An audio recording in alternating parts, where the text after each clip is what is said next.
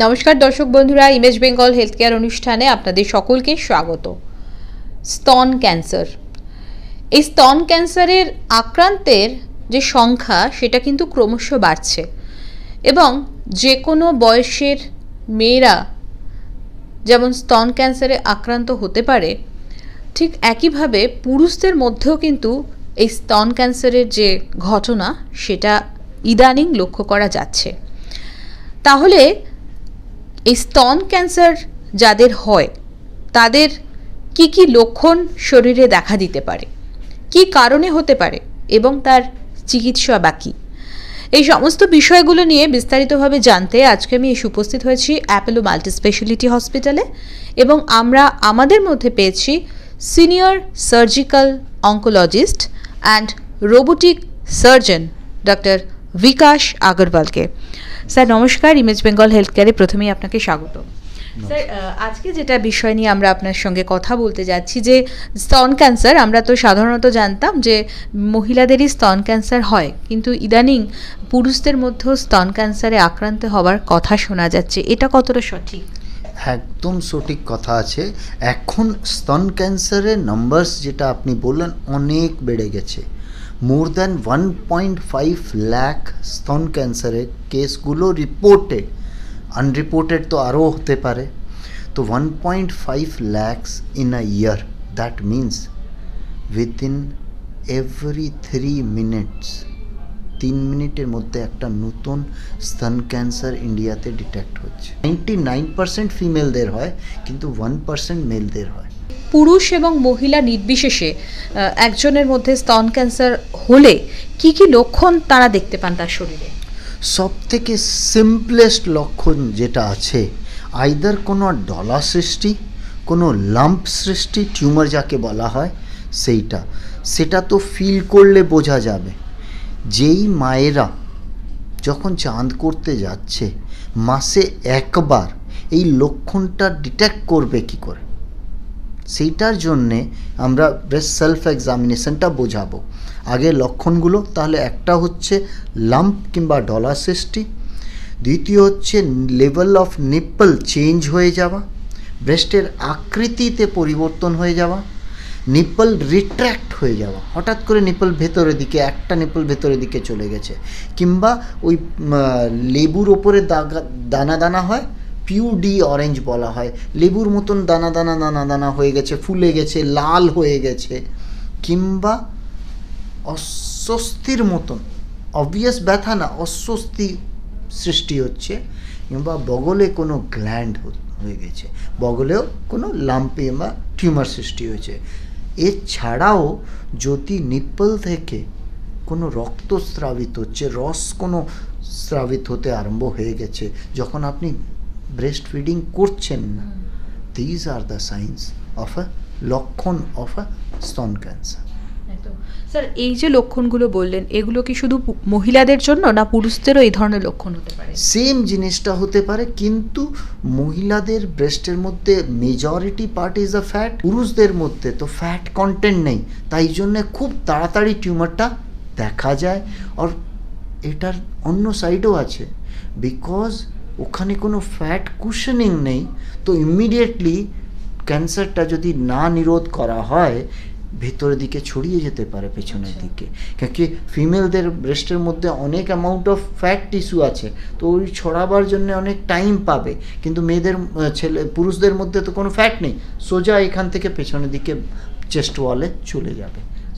So tumour, আর ওখানেও আকৃতি একটু পরিবর্তন, কিংবা নিপল রিট্রাকশন, কিংবা ডিসচার্জ হতে পারে। একদম। স্যার, আমি একটু বয়সের কথায় আসি, যে কোন বয়সের মহিলা এবং পুরুষদের এই ব্রেস্ট ক্যান্সারে আক্রান্ত হবার সম্ভাবনা বেশি বা কেসেসগুলো বেশি আসছে? যেটা আছে, আগে বলা হতো এজেড পেশেন্ট, এখন তো কোনো age is not a bar. I have seen in 20s a breast cancer in female, late 20s. So every female should be aware, যেরকম একটা মা কিংবা মেয়েরা একটা মুখে একটা পিম্পলস হলে বুঝতে পারে, তাহলে ব্রেস্টে একটা লাম্প কিংবা টিউমার সৃষ্টি হবে কেন বুঝতে পারবে না? দে আর নট টট। ওদেরকে শেখাতে হবে কোনো ডক্টরের কাছেও যাওয়ার দরকার নেই, বাড়িতে থেকে প্রত্যেক female should do a breast self examination. সেটা কি হয়, সেটা মাসিক হওয়ার 7 দিন পরে, কেন কি মাসিকের সময় ব্লাড ফ্লো বেশি থাকে, ব্রেস্টে ব্যথা ভাব থাকে, টন টন ভাব থাকে, তো বোঝাও যাবে না। মাসিক শেষ হওয়ার 7 দিনের পরে যখন চাঁদ করতে যাচ্ছেন, should see, look and feel. Okay, look কি দেখবে, কোনো হঠাৎ করে আকৃতি পরিবর্তন হচ্ছে কিনা, লেভেল অফ নিপল কিছু চেঞ্জ হচ্ছে কিনা, কোনো চামড়া মোটা হয়ে গেছে কিনা, বগলে কোনো ফোলা কিংবা ডলা দেখা যাচ্ছে কিনা, এইগুলো দেখার পরে ডান হাত দিয়ে বাঁ ব্রেস্ট চারদিকে পুরো একটা ক্লকের মতন পুরো ব্রেস্টটা দেখা, নিপল এরিওলা দেখা আর বগলটা দেখা, বাঁ হাত দিয়ে ডান ব্রেস্টটা দেখা। তাহলে কোনো যদি ডলা সৃষ্টি হয় বুঝতে পারবেন, অ্যান্ড বুঝতে পারলেই আপনি কনসাল্ট করতে পারবেন। সব থেকে বড় পেনফুল জিনিস যেটা আছে স্তন ক্যান্সার কিংবা অন্য অল ক্যান্সারসের মধ্যে ব্যথা হয় না। সো এটা দর্দ রহিত, ব্যথা রহিত গাঁট আছে। তো ব্যথা রহিত যদি গাঁট আছে, আপনি না ইন্সপেক্ট করলে বাইরে থেকে বোঝাও যাবে না। ছোট একটা মোটর মতন যদি একটা টিউমার হয়, দুর্গাপুর থেকে একটা পেশেন্ট আসে, সে গাইনোকোলজিস্টের কাছে এখানে দেখাতে এসেছিল 8-9 বছর আগে, একটু ব্লিডিং ডিসঅর্ডার ছিল, তার সাথে উনি এমফাসাইজ করলেন আমার ব্রেস্টে দেখুন তো এটা ছোট মনে হচ্ছে। গাইনোকোলজিস্ট বলে হ্যাঁ একদম একটা ছোট মোটরের দানার মতন। বলে না না, আমি আগে এটা অনকোলজিস্টকে দেখাবো। আমি ওটা দেখলাম, scarless, without a scar, without a breast removal, breast cancer treatment হয়ে গেল। ওনার কোনো কেমো লাগেনি, জাস্ট একটা ট্যাবলেট দিয়েছি, is cured of cancer. So যদি জাগরুক থাকেন মায়েরা, ব্রেস্ট সেলফ এক্সামিনেশন রেগুলার যদি করেন, তাহলে টিউমার যদি লেস দ্যান 1 সেন্টিমিটার ডিটেক্ট করে নেওয়া হয় হারমোন পজিটিভে, you can even avoid chemotherapy and you will be cured more than 97%. That is curable, saving your breast, saving your femininity, saving your shape and আকৃতিগুলো বাঁচিয়ে, and bloodless ভাবে, painless ভাবে cure হয়ে গিয়ে আপনি নর্মাল জীবনটা যাপন করতে পারবেন। স্যার আমি এ প্রসঙ্গে একবার আসবো, যেরকম অল্প বয়সী মেয়েদের মধ্যে আপনি বললেন যে এই কেসেস যেরকম আছে বা বাড়ছে, মেনোপজের পরে ব্রেস্ট ক্যান্সারের যে কেসগুলো সেগুলো কেমন হয়? মোস্টলি যদি মেনোপজের পরে ব্রেস্ট ক্যান্সার হচ্ছে, যদি মেডিকেলি দেখি, those are mostly due to hormone positive cancer. And younger পেশেন্টদের যে ক্যান্সারগুলো হচ্ছে সেটা হারমোন নেগেটিভ, ট্রিপল নেগেটিভ या HER2 positive, because of the genetic moderation, might be due to lifestyle, might be due to genetics, might be due to the environmental toxins, plastics, a lot of factors are playing. So they or younger পেশেন্টদের খুব aggressive cancer হয় because of genetic alterations. Elderly পেশেন্টে hormone sensitive, অনেক বছরে slow growing হয় mostly, until unless it is ignored. 6 মাস, 1 বছর, 2 বছর পর্যন্ত ফেলে রাখলে তখন তো ছড়িয়েই যাবে। সো এটাই difference in a younger patient, numbers are rising and they are more aggressive, so you need a more aggressive treatment in a younger patient. আচ্ছা স্যার, একটু কারণের প্রসঙ্গে আসবো, যে এই যে ব্রেস্ট ক্যান্সার এইভাবে বাড়ছে, এর পিছনে কি কোনো কারণ আপনারা খুঁজে পেয়েছে? খুব একটা সিঙ্গল কারণ নেই। যেরকম সার্ভাইকাল ক্যান্সারের মধ্যে HPV vaccine is the most important, second হচ্ছে unprotected sex and a lot more hygiene. But breast ক্যান্সারে সিঙ্গল কারণ নেই। যদি আপনি দেখেন, they are associated reasons. First is obesity, because obesity leads to hormone production, which leads to more exposure of hormones and conversion of breast ductal tissue into cancer. তার ছাড়া genetics plays a very less role, 5 to 10% are genetic, rest are acquired. Lack of breastfeeding, because we are westernizing, মায়েরাও কাজ করে, that is very important. কিন্তু একটা বাচ্চা মেয়ে 26-27 বছরে যদি গর্ভধারণ করে, মা হয়, ভার্সেস 32 ইয়ার্সের পরে হয়, risk of breast cancer double হয়ে যায়। 27 বছরের মধ্যে একটা মহিলার মেয়ের এডুকেশনও হতে পারে, পোস্ট গ্র্যাজুয়েশনও হয়ে যেতে পারে, ইভেন ওয়ার্ক এক্সপিরিয়েন্সও হয়ে যেতে পারে, and in today's world maternity leave is also granted. So you get both the world, you get motherhood or parenthood, you are giving life to another life, and you are saving yourself by breastfeeding. Breastfeeding is a immunity for the kid and for the mother also. এছাড়া lack of exercise, alcohol and lifestyle changes, apart from it plastic also plays a huge role. Bisphenol A is a component from the plastic which leads to estrogen or a estrogen related chemical and leads to breast cancer. একেবারেই sir.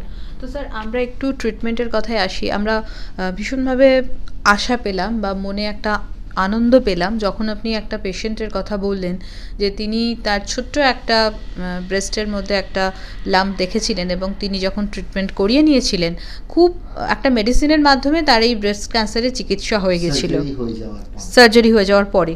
তো definitely আমি এইরকম সচেতনতার জায়গা থেকেই প্রশ্নটা আপনাকে করব যে এইভাবে কোন কোন পর্যায়ে আপনারা ব্রেস্ট ক্যান্সারের চিকিৎসা করে থাকেন, এবং ডেফিনেটলি আপনি একটা কথা বললেন যে অনেক মহিলা আছে তাদের একটা সাইকোলজিক্যাল প্রবলেম হয় যখন সেটা খুব ছড়িয়ে যায়, যখন পুরো ব্রেস্টটা বাদ দিতে হয়, তো সেটাও একটা খুব মানসিক কষ্টের জায়গা। তো সেই জায়গাটাকে এড়িয়ে আপনারা ট্রিটমেন্টটা কিভাবে শুরু করে থাকেন? এটা সব থেকে ইম্পর্ট্যান্ট রোল প্লে করবে যারা দর্শকরা এই ভিডিওটা দেখছে। Make a promise or give me a fees for this video by sharing this video to as many people as you can, because your one share will save somebody's life. আপনি কারুর জীবন বাঁচাতে পারেন, কারুর বাড়ির মাকে বাঁচাতে পারেন, মেয়েকে বাঁচাতে পারেন, বউকে বাঁচাতে পারেন। So simple, please share. যেটা আপনি জিজ্ঞেস করছিলেন অনেক পর্যায়ে, সো আর্লি ডিটেকশন কে করতে পারবে? নিজেরা যদি রেগুলার ব্রেস্ট সেলফ এক্সামিনেশন করে। সেকেন্ড, যদি কোনো টিউমার পাওয়া গেছে, please please please consult a specialist. কেন? বিকজ স্পেশালিস্ট যে আছে সে জানে রোগটা হতে পারে। He will examine and provide some test so that সঠিক ডায়াগনোসিস হয়ে গেলে সঠিক চিকিৎসা অ্যান্ড সঠিক লাইফ পেয়ে যাবেন।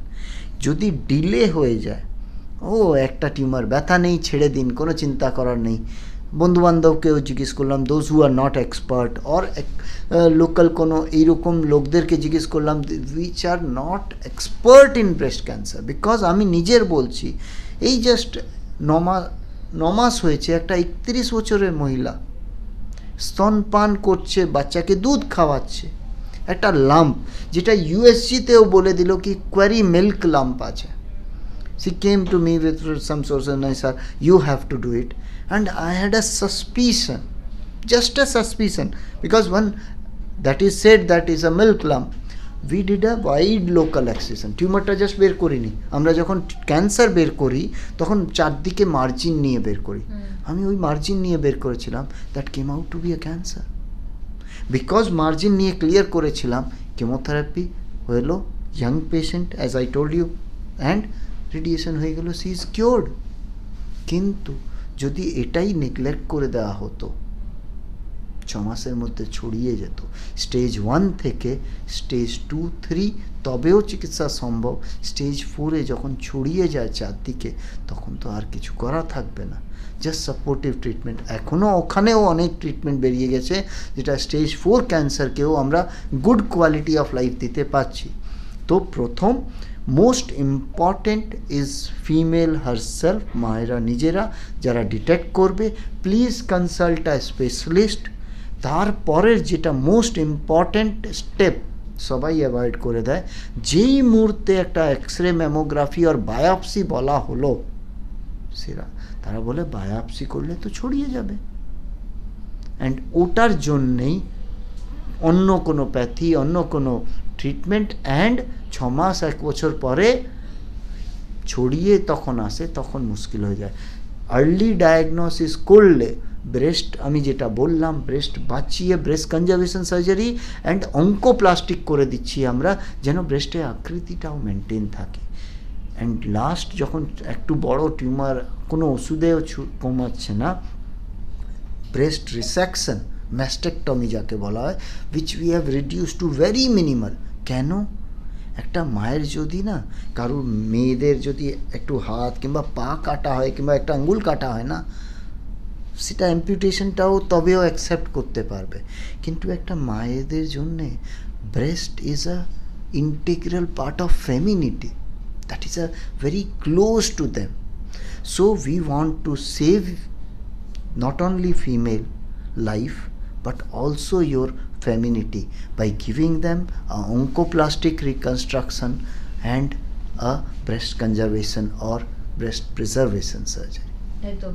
স্যার, আমি একটা মিথ ক্লিয়ার করতে চাইবো। অনেক মানুষের মধ্যে এরকম ধারণা রয়েছে যে ব্ল্যাক কালারের ইনার যারা পরেন তাদের নাকি ব্রেস্ট ক্যান্সার হওয়ার চান্স বেশি। এটা নিয়ে আপনি কি বলবেন?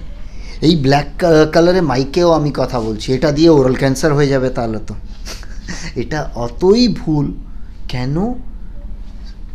কোনো cancer, be it breast cancer, oral cancer, any cancer, এটা কোশিকার অস্বাভাবিক গ্রোথ। আর কোশিকার গ্রোথ কি আপনি কি কাপড় পরে করতে পারেন? তাহলে তো যত ছেলে মানুষ যারা বাইসেপ বানাতে চায় পুরো টাইট ব্রেস্ট, মানে কালো রঙের সিট পরে নেবে। সো কোনো রঙের, কেউ বলে কালো, কেউ বলে লাল, কেউ বলে সবুজ, কোনো ইনার ভিয়ার্সের colour has no impact on breast cancer. It's a 100% myth. Thank you sir, thank you very much. দর্শক বন্ধুরা, আপনারা সকলে ভালো থাকুন, সুস্থ থাকুন আর দেখতে থাকুন ইমেজ বেঙ্গল হেলথ কেয়ার।